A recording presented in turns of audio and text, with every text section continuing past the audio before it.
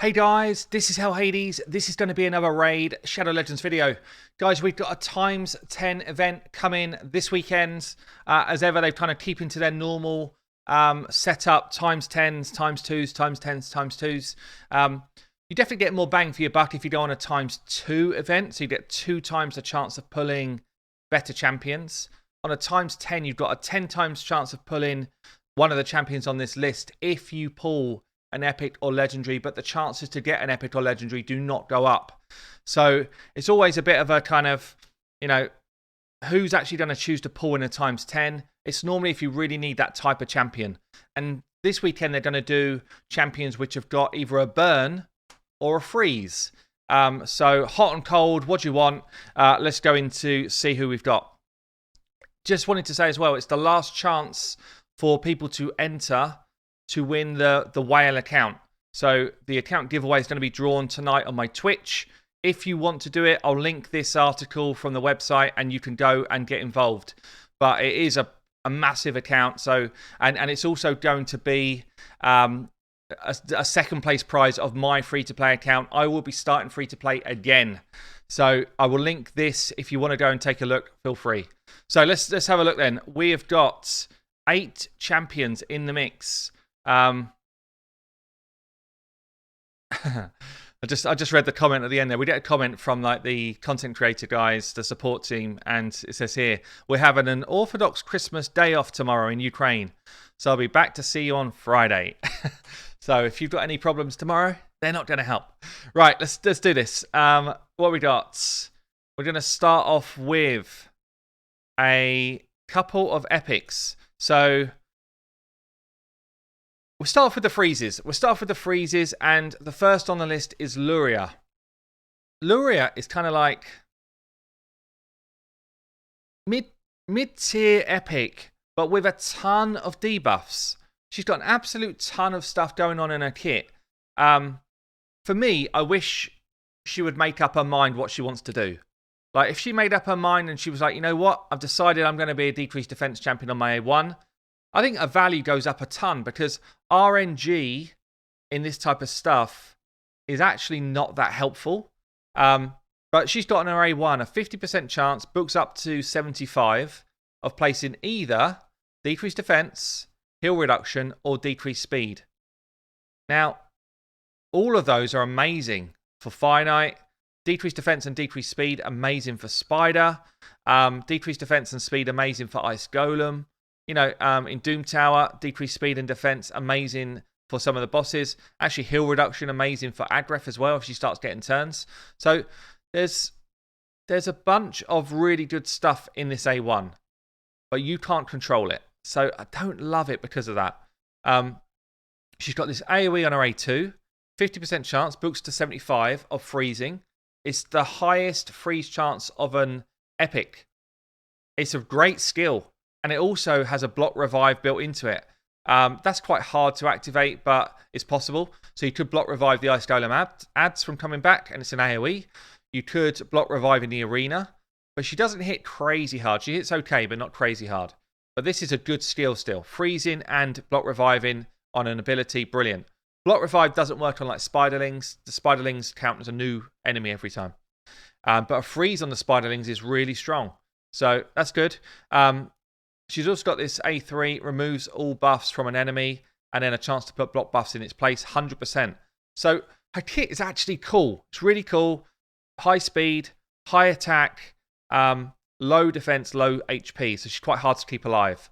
But decent champ, I just kind of, I don't know. She's so close to being amazing, but she's not quite there. The second epic then in the freeze group is Exemplar. Okay, I was thinking to myself, I didn't realize she had a freeze.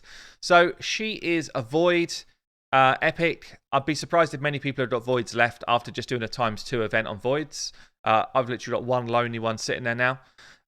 Again, base speed, base defense and speed both weak. Base HP is also weak. Double hitter here, places an extra hit if it's a crit. It's quite nice for finite. Triple hits if you build a crit rate. Triple hit here as well on our A2, and a chance to put weaken on. Again, awesome for finite. So this is on a 2-turn cooldown if you book it out. So she's basically got free hitter, free hitter, free hitter, free hitter on a cycle for finite, which is actually really good. And then she's got an A3, which doesn't fit in with the rest of her kits. This is why she's such a low rank in most tier lists and stuff. Attacks one enemy, 100% chance to freeze, and a block cooldown for 2 turns. So, I mean, this is like an arena skill, single person lockout. Freeze doesn't work on bosses. But these two skills don't really feel like arena skills. It's just like her kit's very weird. It doesn't really make a lot of sense. It's like she was made to be an arena champ, but then these two fit really nice for finites. So for me, she's definitely not worth pulling shards for. She needs a bit of a rework, in my opinion. Let's keep going with the freeze champs then. So we've then got another Void. He's actually freaking awesome. This guy is really cool. Since they buffed him in September, even better. He's really, really strong. He is an absolute freeze beast.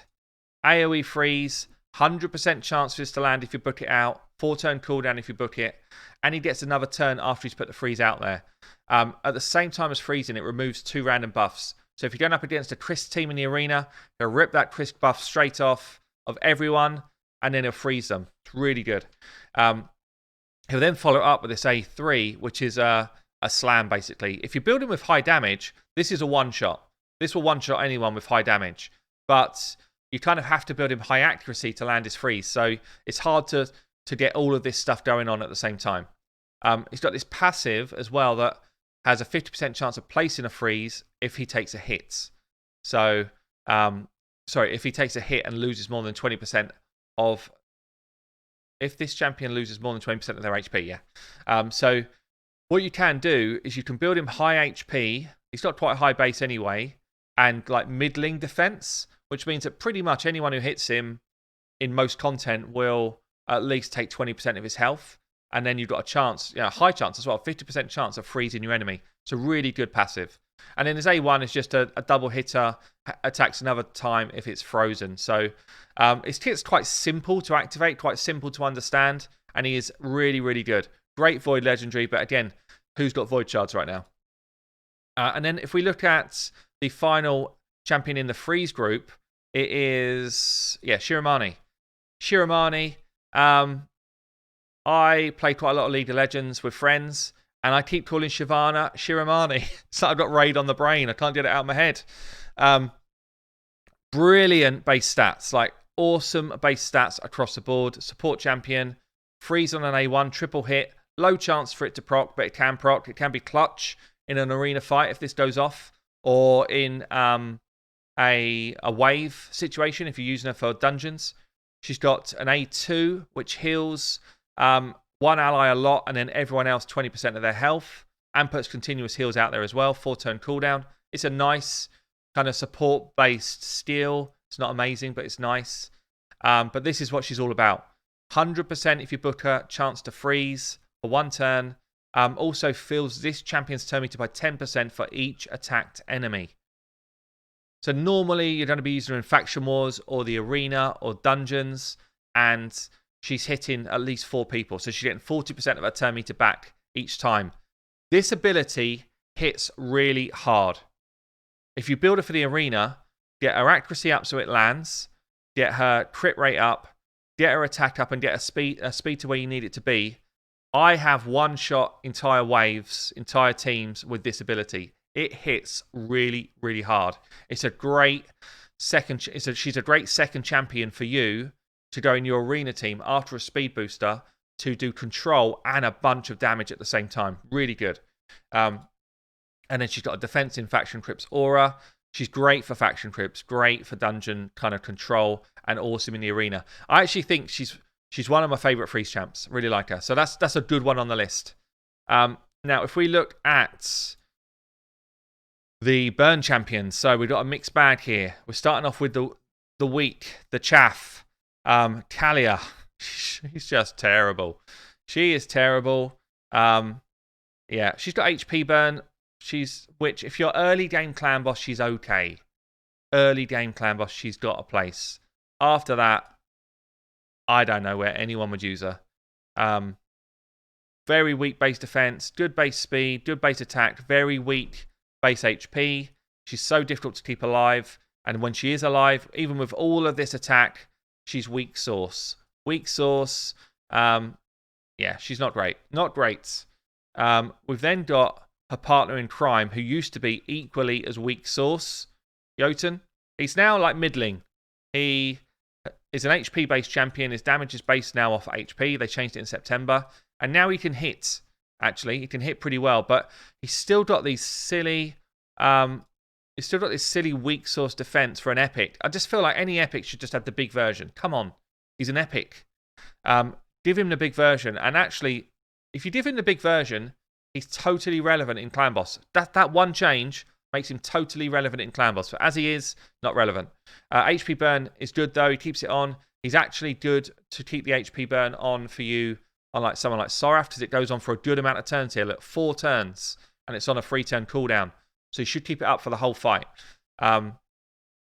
He's also got this decreased target max HP on an A3, if there's an HP burn out there. But he's the weak affinity against Scarab King, so that doesn't help us.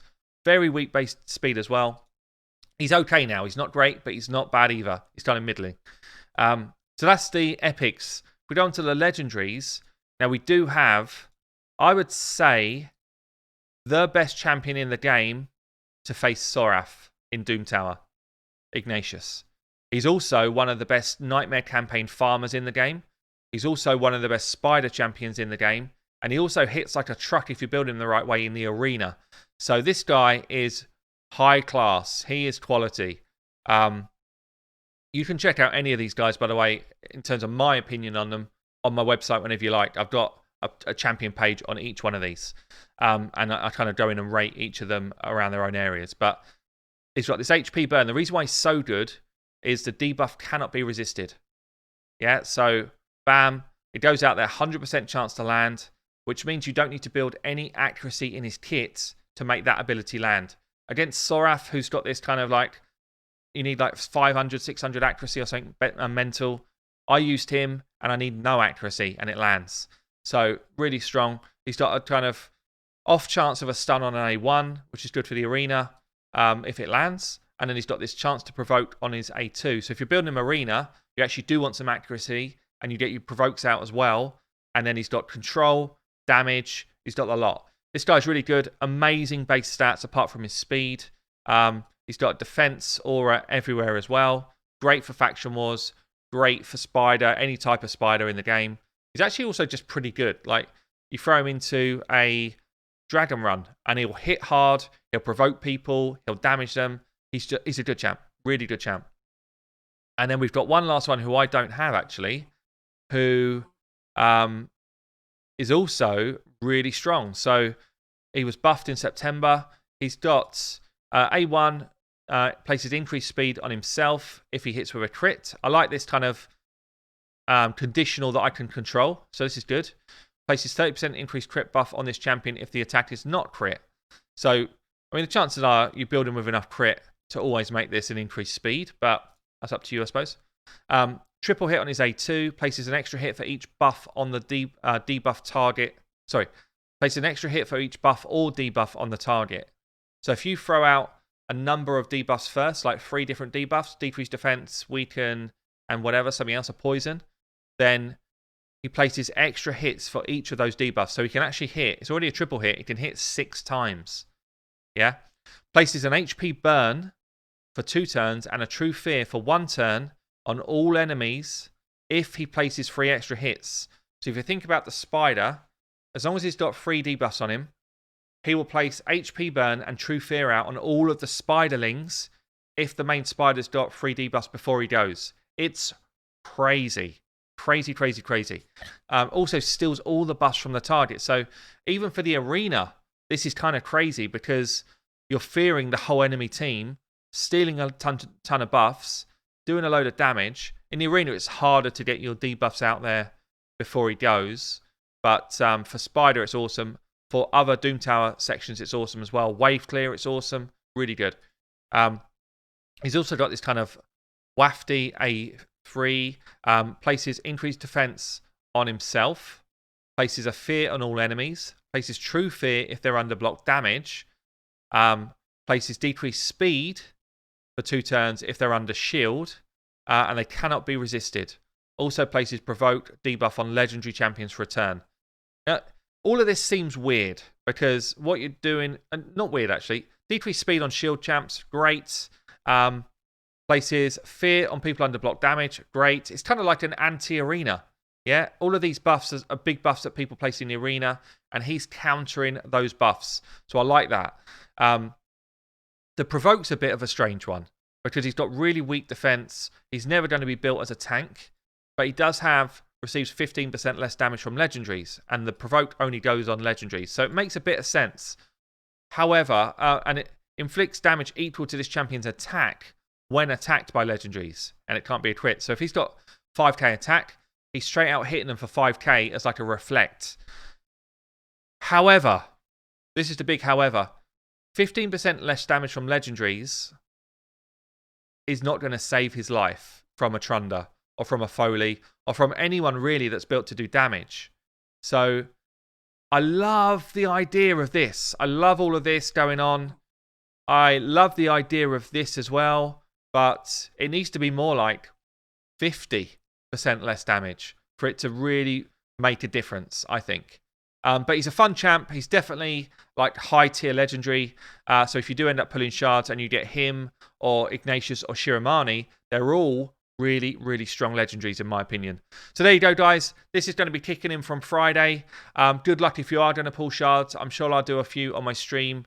And if you're going in for those kind of whale accounts or the whale account on my free to play, make sure you go in for it today by 7 p.m. UK time, 2 p.m. EST, because we'll close it off then, and I'm going to pull the winners live on my stream tonight. I've been Hell Hades. I'll catch you later.